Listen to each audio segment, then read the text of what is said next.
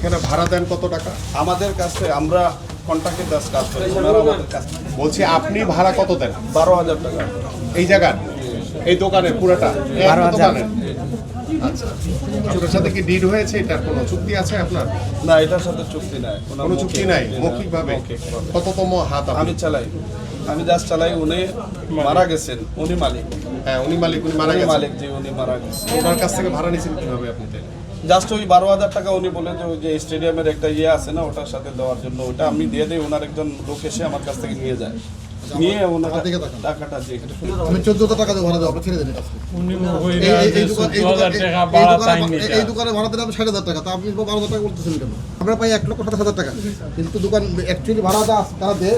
DC সাহেবের আন্ডারে যে এটার যে ভাড়াটা আসে সরকারিভাবে, সেটা কি পর্যাপ্ত পরিমাণ আপনার মনে হয়? আমি জানি না এটা আসলে, আমি তো বাইরে কাজ করতাম, বাইরে থেকে আমি আসছি 3 বছর হয়েছে, 3 বছর আগে।